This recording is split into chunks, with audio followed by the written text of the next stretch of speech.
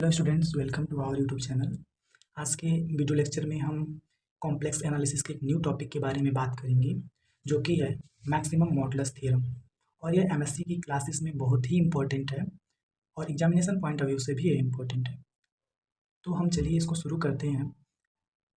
देखिए, सबसे पहला चीज़ है कि इसका स्टेटमेंट कहता क्या है। सबसे पहले हम मैक्सिमम मॉडुलस थ्योरम का अगर स्टेटमेंट समझ जाते हैं तो इसको करने में कोई प्रॉब्लम नहीं होगा। तो हम कहते हैं कि अगर एफ जेड कोई एक एनालिटिक फंक्शन हो within and on a closed contour C. Closed contour का मतलब ये हुआ कि अगर हम कोई क्लोज्ड कंटूर लेते हैं सी, और अगर हम कोई फंक्शन ऐसा डिफाइन कर दें जो कि एनालिटिक हो और क्लोज्ड कंटूर के अंदर हो, दैट मीन्स बाउंडेड हो। दो कंडीशन यहाँ पे लगते हैं कि फंक्शन एनालिटिक हो और दूसरी चीज़ ये है कि फंक्शन बाउंडेड होना चाहिए। तब हम कहते हैं कि जो मॉड एफ जेड होता है that's reached its maximum value on C. मतलब जो एफ जेड होगा वो कहीं सी के बाउंड्री पर अपना मैक्सिमम अटेंड करेगा, ना कि सी के अंदर। सी के अंदर कभी नहीं कर सकता अगर एफ जेड कोई एक कांस्टेंट फंक्शन नहीं है। नॉन कांस्टेंट फंक्शन होगा अगर एफ जेड, तो वह क्लोज्ड कंटूर के बाउंड्री पर हमेशा अपना मैक्सिमम अटेंड करेगा। इसी को हम दूसरे टाइप से भी बोल सकते हैं कि अगर if M is the maximum value of mod F z, मतलब एफ जेड अपना कोई एक मैक्सिमम वैल्यू यम अटेंड कर रहा है on and within the C, मतलब किसी क्लोज्ड कंटूर पर अगर मैक्सिमम वैल्यू यम है एफ जेड का, unless F Z is constant, मतलब एफ जेड कॉन्स्टेंट नहीं होना चाहिए, then mod F Z is less than M for every point within C. इस क्लोज्ड कंटूर के अंदर हर एक पॉइंट पर यह कंडीशन सेटिस्फाई होगा। चलिए इसके प्रूफ के बारे में बात कर लेते हैं। देखिए, सबसे पहले हमने क्या कहा, हमने कहा कि अगर हम कोई एक क्लोज्ड कंटूर सी ले लेते हैं और उसके अंदर हमने एक एफ जेड कोई एनालिटिक फंक्शन ले लिया, तो हम जानते हैं कि हर एक एनालिटिक फंक्शन जो होता है वह डिफरेंशिएबल होता है। और अगर कोई फंक्शन डिफरेंशिएबल होता है दैट इज़ वह कॉन्टिन्यूअस होता है। तो हमने कहा कि एफ जेड चूँकि एनालिटिक है, देयरफॉर यह डिफरेंशिएबल होगा, और अगर डिफरेंशिएबल होगा दैट मीन्स यह कॉन्टिन्यूअस होगा विद इन एन ऑन सी। सी मतलब क्लोज्ड कंटूर की हम बात कर रहे हैं। अब हम कहते हैं कि यह चीज़ हम जानते हैं कि एफ जेड एनालिटिक है या दिया हुआ है। दूसरी चीज़ हो गई कि एफ जेड अगर एनालिटिक है तो फिर वो डिफरेंशिएबल होगा, डिफरेंशिएबल होगा तो कॉन्टिन्यूअस होगा। तब हम कहते हैं कि mod F Z reaches its maximum value M at some point on C. मतलब इस कंडीशन में जो मॉड एफ जेड होगा वो हमेशा अपना एक मैक्सिमम पॉइंट को अचीव करेगा। ठीक है। दूसरी कंडीशन एक और दिया हुआ था कि अगर एफ जेड कॉन्स्टेंट नहीं है, तो हमने वही लिखा हुआ है कि let consider that F Z not constant, then we have to prove that mod F Z takes the value M at some point on C. हमें यही तो प्रूफ करना है कि एफ जेड जो है वो अपना मैक्सिमम जो होगा वो क्लोज्ड कंटूर की बाउंड्री पर अटेंड करेगा, और यही हमने लिखा है। तो हमने पूरा जो गिवन है उसको हमने समराइज किया है, और क्या हमें प्रूफ करना है उस चीज़ को हमने लिखा है। तो आप एग्जामिनेशन में जब लिखेंगे तो ऐसे ही लिखेंगे, स्टेप बाय स्टेप नंबर मिलते हैं। ठीक है। तो सबसे पहले हमने क्या किया, ये एफ जेड एनालिटिक है। दूसरी चीज़, अगर एनालिटिक है तो वो डिफरेंशिएबल है, डिफरेंशिएबल है तो कॉन्टिन्यूअस होगा। फिर हम कहते हैं मॉड एफ जेड इस कंडीशन में किसी एक मैक्सिमम पॉइंट को अटेंड करेगा जो कि यम होगा।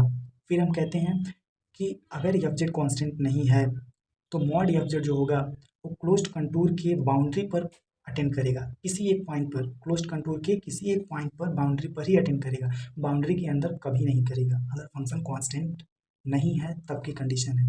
चलिए अब देखिए, हम इसको कॉन्ट्रावेरी वेव से प्रूव करेंगे। हम इसका अपोजिट मान लेते हैं। हम मान लेते हैं कि फंक्शन हमारा बाउंड्री पे अटेंड ना करके मैक्सिमम, वह कहीं क्लोज्ड कंटूर के अंदर मैक्सिमम अटेंड करता है। तो हम कहते हैं एक possible we let mod F Z not attends its maximum on the boundary on C but at any point ए।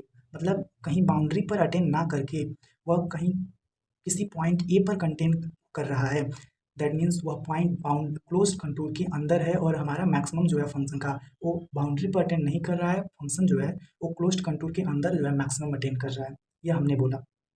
तब क्या होगा, तब हम जानते हैं कि मॉड एफ जेड जो है वो अपने मैक्सिमम को किसी एक पॉइंट पर अटेंड कर रहा है, that means mod F A की जो वैल्यू होगी वो मैक्सिमम के बराबर हो जाएगी। ये तो हम जानते हैं। फिर हमने कहा कि हम उस पॉइंट ए को लेकर के सेंटर मान के एक ऐसा सर्कल ड्रा करें जिसको हमने गामा नाम दे दिया। तो हमने वही कहा let gamma be a circle inside C with centre A. Centre A मान करके एक हमने सर्कल ड्रॉ किया जिसको हमने गामा नाम दिया। ठीक है। तो अभी तक कोई दिक्कत नहीं होना चाहिए। चलिए नेक्स्ट हम इसके आगे के पार्ट की बात कर लेते हैं।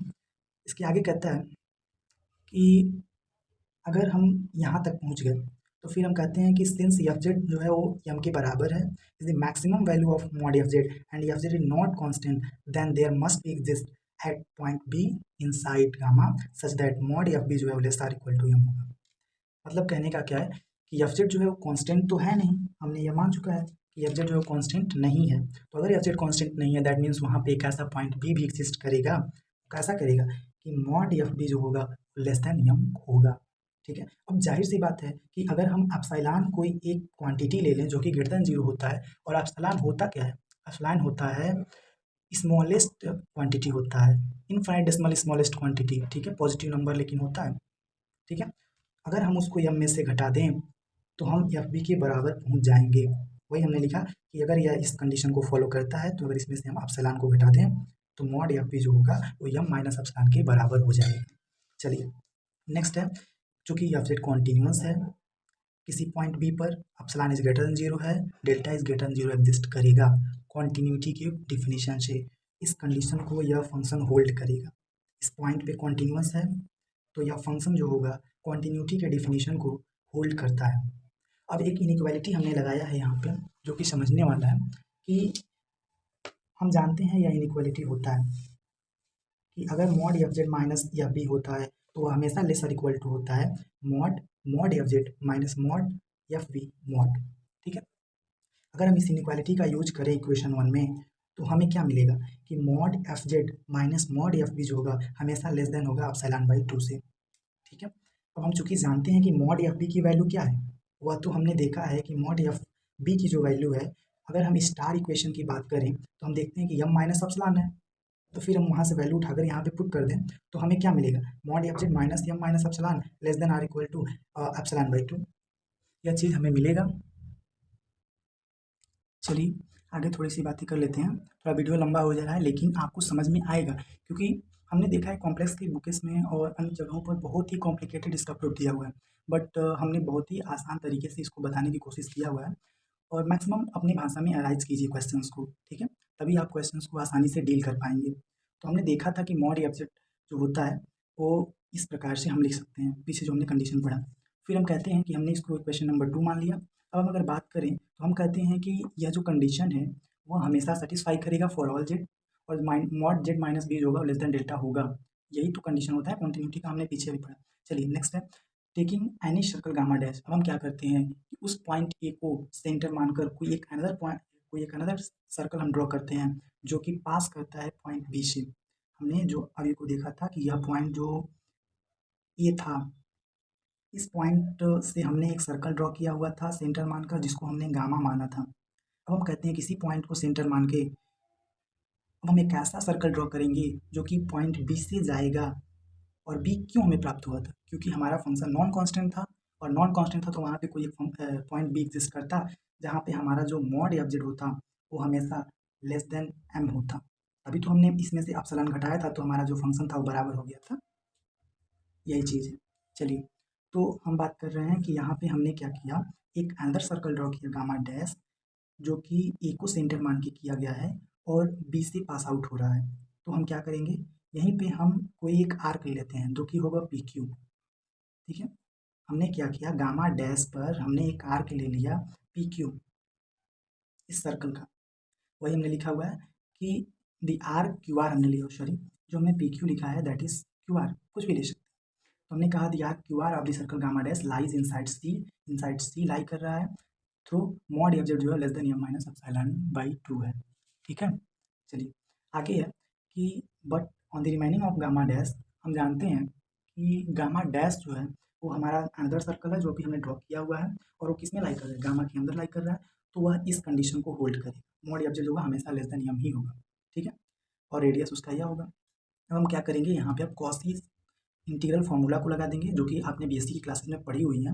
होता है मॉड एफ ए बराबर 1/2 pi I integral gamma F Z by Z minus A D Z. अब देखिए यहाँ पे कुछ समझने वाली चीज़ें हैं कि हमें पता है कि हमारा सर्कल इस तरह का हमने ड्रॉ किया हुआ है गामा को कि मॉड जेड माइनस ए जो है वो बराबर आर है। हम जानते हैं कि अगर मॉड हटाते हैं तो यहाँ पे क्या आता है, यह हो जाता है अगर मान लीजिए कि मॉड जेड लिखते हैं दैट इज मॉड जेड बराबर क्या होता है, r E to power I theta होता है।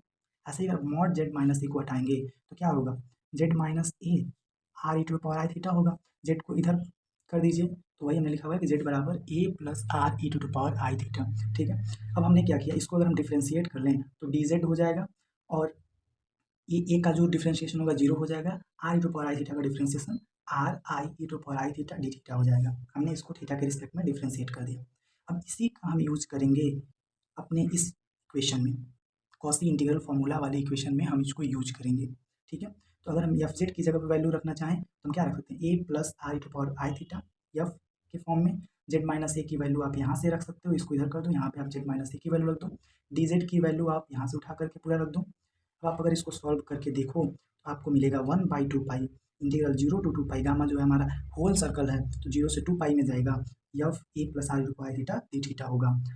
नेक्स्ट अगर हम बात करें तो हम कहेंगे कि एफ ए जो होगा वह हो जाएगा 1/2 पाई इंटीग्रल 0 to अल्फ़ा। हम इस इंटरवल को दो भागों में तोड़ रहे हैं क्योंकि हमारा जो सर्कल है वो दो सर्कल है, एक गामा है एक गामा डैश है, इसीलिए हम इसको दो भागों में इस इंटीग्रल को तोड़ेंगे। तो हमने 0 to अल्फ़ा या फंक्शन, फिर हमने क्या किया, अल्फ़ा से 2 पाई में हमने इसको तोड़ दिया। तो हम जानते हैं कि 0 से जो अल्फ़ा में है that is F of Z, और यह जो है गामा के रिस्पेक्ट में यह फंक्शन ड्रॉ हुआ है, और जो अल्फ़ा से 2 पाई में है यह जो है यह गामा डैश के रिस्पेक्ट में हुआ है। ठीक है, तब हम गामा के रिस्पेक्ट में हम जाने हैं कि एम माइनस एप्सिलॉन/2, एफ जेड जो होता है वह हमेशा लेस देन होता है एम माइनस एप्सिलॉन/2।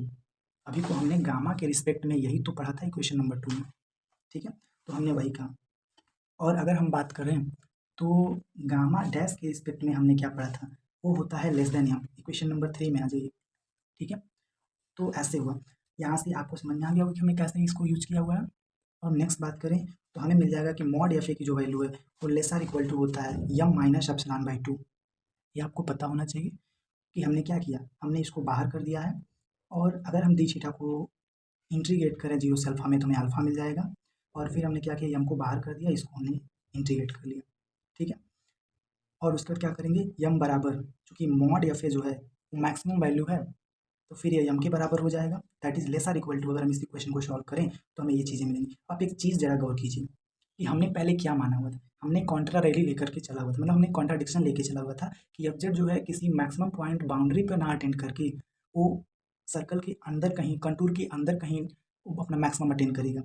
तो वहाँ से हमें एक चीज़ मिला है, और इस कंडीशन को अगर हम देखें तो हम कहते हैं कि अगर हम यम में से कोई एक पॉइंट घटा दें, यम में से अगर हम कोई एक पॉइंट घटा दें तब यम जो है पूरा का पूरा यम वो इसमें से इससे छोटा ही होगा। दैट मीन्स कहने का मतलब यह है कि अगर हम 5 में से कोई एक पॉइंट 1 घटा दें, 5 में से अगर हम 1 घटा दें तब भी जो 5 है वो 4 से छोटा ही होगा। क्या यह कभी सत्य है? नहीं, दिस इज अ कॉन्ट्राडिक्शन, यह हमेशा इम्पॉसिबल होगा।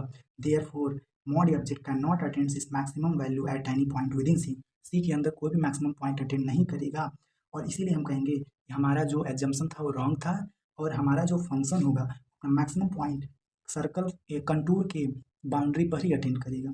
ठीक है, that is the whole theorem, and इसके जो न्यूमेरिकल्स हैं हम इसको नेक्स्ट लेक्चर में सॉल्व करेंगे। अगर आपको वीडियो पसंद आया हो, समझ में आया हो, तो अपने दोस्तों के साथ शेयर कीजिए, वीडियो को लाइक कीजिए। That's all, thank you.